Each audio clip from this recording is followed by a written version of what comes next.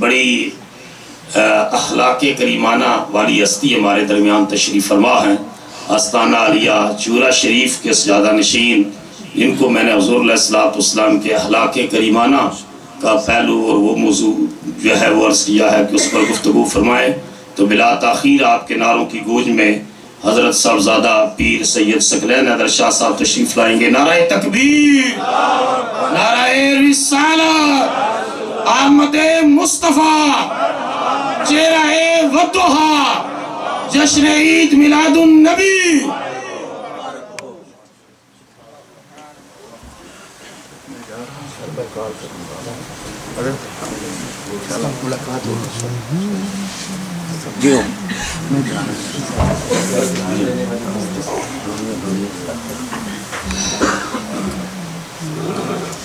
الحمدللہ رب العالمین والصلاة والسلام علی سید الانبیاء والمرسلین وعلی آلہ واصحابہ اجمعین۔ اعوذ باللہ من الشیطان الرجیم، بسم اللہ الرحمن الرحیم۔ وما ارسلناک الا رحمتا للعالمین۔ صدق اللہ العظیم۔ قال اللہ تبارک و تعالی فی شان حبیبہ مخبرا وعامرا، ان اللہ و ملائکتہ یصلون علی النبی یا ایہا الذین آمنوا صلوا علیہ وسلموا تسلیما۔ الصلاۃ والسلام علیک یا رسول اللہ وعلی آلک و اصحابک یا حبیب اللہ۔ الصلاۃ والسلام علیک یا شفیع المذنبین۔ الصلاۃ والسلام علیک یا خاتم النبیین۔ تمام حمد و ثنا اور تحمید و تقدیس اس مالک روز جزا کے لیے جس نے ہم سب کو اپنے حبیب علیہ الصلوۃ والسلام کا امتی بنایا۔ لامحدود درود و سلام اور نعت و توصیف مقتدائے مرسلاں، آفتاب زوفشاں، چارہ ساز بے کساں، رازدار کن فکاں، خاتم پیمبراں، سرور انس و جاں، حضرت محمد الرسول اللہ صلی اللہ علیہ وآلہ وسلم کی بارگاہ اقدس میں پیش کرنے کے بعد، جن کی عظمت و رفعت، شان و شوکت، شرف و توقیر، اوصاف و کمالات، محامد و محاسن، اور جن کے فضائل، خصائل یا شمائل میں سے کسی ایک کی وسعت اور عظمت کا احاطہ کرنا نہ آج تک کسی کے لیے ممکن ہوا، نہ ہے، نہ ہوگا۔ یہ زندگیاں ختم اور قلم ٹوٹ گئے، تیرے اوصاف کا ایک باب بھی پورا نہ ہوا۔ آج کی یہ مبارک، یہ باسعادت، یہ پاکیزہ، یہ باوقار، یہ ایمان افروز محفل میلاد مصطفیٰ، جو اپنی پاکیزہ دیرینہ روایات کے ساتھ انعقاد پذیر ہے، اللہ کریم ہم سب کی یہاں حاضری کو اپنی بارگاہ میں درجۂ قبولیت عطا فرمائے۔ سب سے پہلی بات تو یہ کہ میں آپ کے صبر کا مزید امتحان نہیں لینا چاہتا۔ ایک ہوتا ہے مائک کا کریز کہ مائک پہ آ جائیں اور لگاتار بولتے چلے جائیں، ہٹ جاؤ پرے اور میں ہی بولنا ہے، ایسا نہ مجھے شوق، نہ میری یہ پہچان۔ لیکن چونکہ ڈاکٹر صاحب نے مجھے کھڑا کیا 2-3 منٹ کے لیے، تو میں آپ کی سمع خراشی کروں گا۔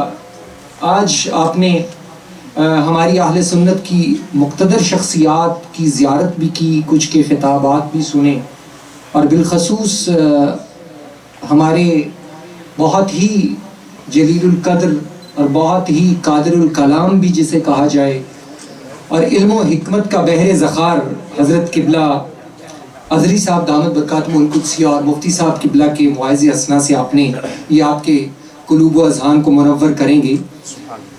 میں ان کے اور آپ کے درمیان میں زیادہ دیر رکاوٹ نہیں بننا چاہتا، اور بالخصوص قبلہ ڈاکٹر صاحب مصروف آدمی ہے، جو اس وقت بھی مصروف ہیں، ڈاکٹر عبد الواحد صاحب، اللہ کریم نے ان کے ہاتھ میں شفا بھی عطا کی ہے اور دل میں محبت مصطفیٰ بھی عطا کی ہے۔ یہ میرے طبیب بھی ہیں اور میرے حبیب بھی ہیں۔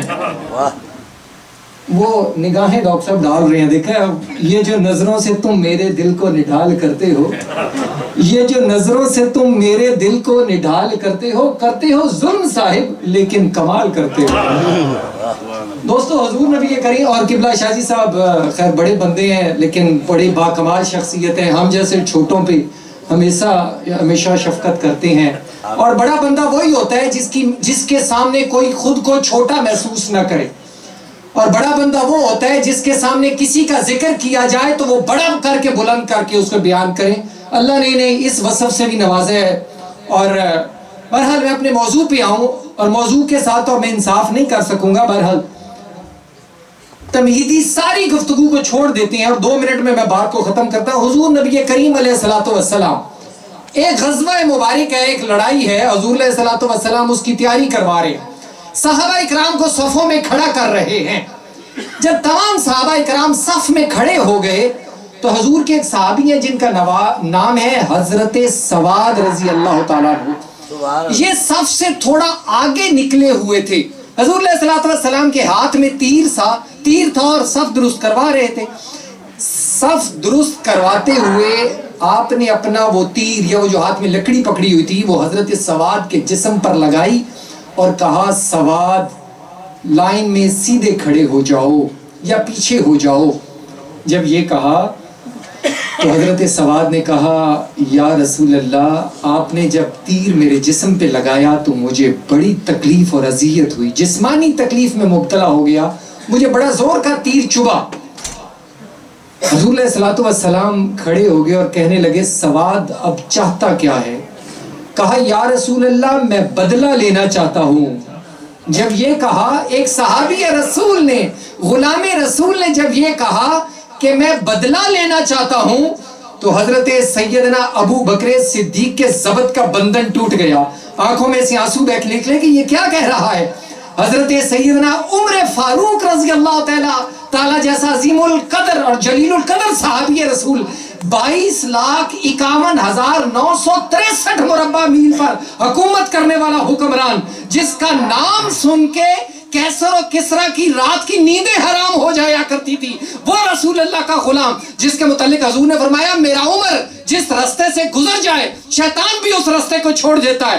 انہوں نے قبضہ تلوار پہ ہاتھ رکھا کہ یہ رسول اللہ کا غلام ہو کے یہ کہہ رہے ہیں. اور سیدنا علی المرتضیٰ شیر خدا داماد مصطفیٰ شوہر سیدۃ النساء والد حسن مجتبی, آپ کے چہرے کا رنگ سرخ ہو گیا کہ غلام رسول ہو کے یہ کہتا ہے اس کا سر تن سے جدا نہ کر دوں. جب یہ کہا تو حضور نے کہا اپنے جذبات پر قابو رکھو. اے سواد تو بدلہ کیسے لینا چاہتا ہے؟ لے میں تیرے سامنے کھڑا ہوں, تو بدلہ لے لے.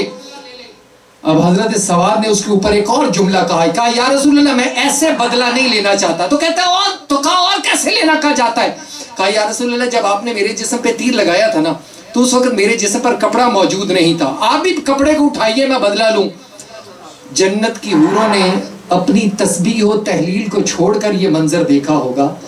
آج فرشتوں نے بھی دوسرے کام کاج ترک کر دیے ہوں گے, یہ منظر دیکھ رہے ہوں گے کہ آج غلام رسول اور آقا کا تبادلہ کیا ہو رہا ہے گفتگو کا.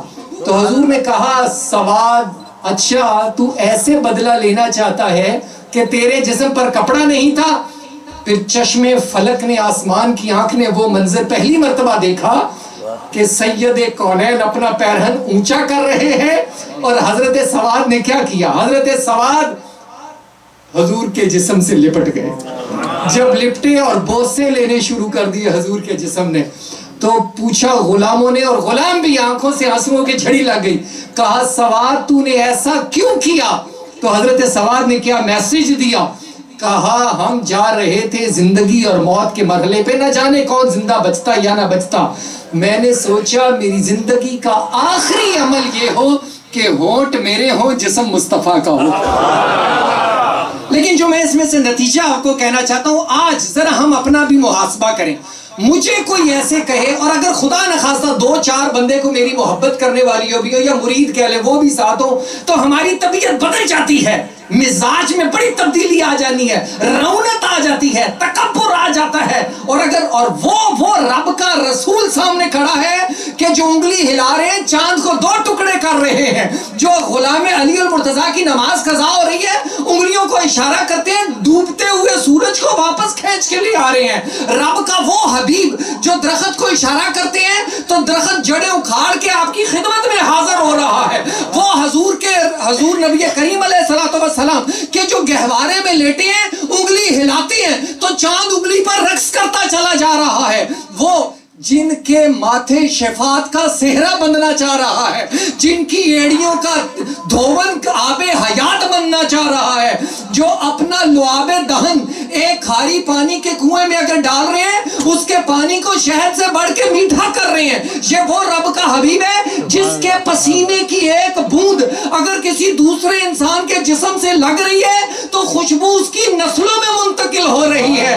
وہ رب کے حبیب کہہ رہے اے سواد، جس طرح تو لینا چاہتا ہے اس طرح بدلہ لے لے، محمد رسول اللہ حاضر ہے، سامنے کھڑا ہے۔ سبحان اللہ۔ اسی پر بات کو ختم کر دوں، حضرت سیدنا عمر فاروق ایک مرتبہ گھر سے نکلے ہیں، دوپہر کی دھوپ ہے اور عرب شریف کا خطہ ہے، تو کیا دیکھتے ہیں کہ مکے کی وہ خاتون جس کا دماغی توازن درست نہیں ہے، ٹھیک نہیں ہے، کوئی اس کی بات نہیں سنتا، وہ گفتگو کرتی چلی جا رہی ہے، سورج آسمان پہ نصف النہار پہ ہے، سوا نیزے پہ ہے، زمین کوئلہ بنی ہوئی ہے، آسمان آگ برسا رہا ہے۔ تو حضرت عمر نے کیا دیکھا کہ وہ عورت جس کی بات کوئی نہیں سنتا وہ بولتی چلی جا رہی ہے اور کونین کے تاجدار بات کو سنتے چلے جا رہے ہیں، پیشانی سے پسینے کے قطرے گر رہے ہیں، ریشے مبارک پر پڑ رہے ہیں، پیرہن گیلا ہو رہا ہے۔ سیدنا عمر فاروق نے دیکھا تو تڑپ اٹھے، کہا یا رسول اللہ اس کی بات تو کوئی بھی نہیں سنتا، سب کو پتہ ہے اس کا دماغی توازن درست نہیں ہے، یا رسول اللہ آپ کیوں کھڑے ہو گئے؟ تو کونین کے تاجدار نے کہا عمر یہ تو بتا، اس کی بات میں بھی نہیں سنوں گا تو اور کون سنے گا؟ میں خانقاہی پس منظر رکھتا ہوں نا، آپ سنیں اللہ کا ولی بھی کیا ہوتا ہے، اللہ کا ولی کیا ہوتا ہے۔ آج تو بہت سے لوگوں کو ولی سمجھ لیا جاتا ہے بغیر سوچے سمجھے۔ سنیے اب ذرا ولی ہوتا کیا ہے۔ حضرت بہت کرم نوازی، آپ تشریف رکھیں، آپ تو سب لوگ پیسے دے دے کے بھی تھک گئے ہوں گے، لیکن وہ دولت، اس کو سلام جو حضور کے میلاد پر اور اس ادارے کی ترقی کے لیے خرچ ہو رہی ہے، وہ دولت بھی بڑی پاکیزہ اور بابرکت ہے۔ آپ اور بھی جگہوں پہ پیسے خرچتے ہیں لیکن وہ پیسہ کتنا بابرکت ہے جو ایک انسٹیٹیوٹ اور ادارے کے لیے، اور یہاں سے تقسیم کیا ہونا ہے؟ رسول اللہ کی محبت تقسیم ہونی ہے، اس پہ خرچ ہو رہا ہے۔ وہ کہا تھا نیازی صاحب نے کہ کی زندگی بٹ صاحب قبلہ کی زندگی جے سواری نہ جاوے، کی دوا جے بیماری نہ جاوے، پرا پھوک چھڑ ایسی دولت نیازی جیڑی سرکار تو واری نہ جاوے۔ حضرت سیدنا عبد القادر جیلانی، یہ رات کا وقت ہے، آخری بات پہ ختم کر رہا ہوں، پس منظر خانقاہی ہے، مجبوری ہے، آپ گزر رہے ہیں، رات کا وقت ہے، یہ موبائل سنیچنگ والے پاکستان میں بھی ہوتے ہیں، وہ کوئی شخص کھڑا ہے چوری کی نیت سے کھڑا ہے کہ کوئی شخص گزرے گا تو چوری کروں گا، پکڑ لوں گا، لیکن شاید وہ نہیں جانتا تھا کہ یہاں سے عام شخص نہیں گزر رہا، یہاں سے شیخ عبد القادر جیلانی گزر رہے ہیں، اکیلے تھے، رات کا وقت تھا، وہ چور اور ڈاکو گھات لگا کے بیٹھا تھا، شیخ عبد القادر جیلانی گزرے، جب گزرے تو اس نے کیا کیا؟ اس نے گیا، لیکن جب چہرے کو دیکھا تو کوئی گستاخی اور بے ادبی نہ کر سکا۔ اب اس نے کہا ان سے پیسے کیسے نکلواؤں، پیسے، اب ہمت نہ ہوئی، آپ نے جبہ مبارک پہنا ہوا تھا، اس نے کیا کیا؟ جا کے پیچھے سے جبے کو پکڑ لیا دونوں ہاتھوں کے ساتھ کہ جبہ اتروا لیتا ہوں، قیمتی تھا۔ اب میں ہوتا تو کیا کرتا؟ میں پیچھے مڑ کے کیا کرتا، لیکن یہ نہیں، یہ اللہ کے نیک بندوں کا یہ شیوا نہیں ہوتا، ان کی زبان میں سختی نہیں ہوتی، یہ یاد رکھیے گا۔ حضور نے کہا ہے مسلمان بھائی کو دیکھ کر چہرے پہ مسکراہٹ لے آنا، یہ بھی صدقہ جاری ہے۔ تو آپ کا جب جوبہ مبارک پکڑا تو حضرت شیخ عبد الجیلانی نے کیا کیا؟ جب اس نے پکڑ لیا تو آپ نے اپنے دونوں ہاتھ اللہ کی بارگاہ میں اٹھائے اور کیا کہا کہ اللہ یہ نہ دیکھ یہ کیا کرنے کے لیے آیا تھا، اب یہ دیکھ اس نے دامن کس کا پکڑا۔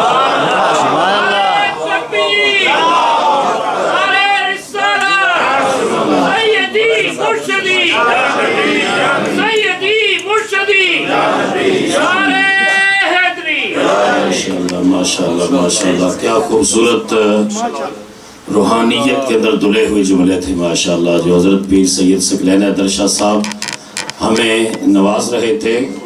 جی چاہتا تھا وہ گفتگو اور کریں، لیکن ابھی ایک نعت شریف ہوگی اور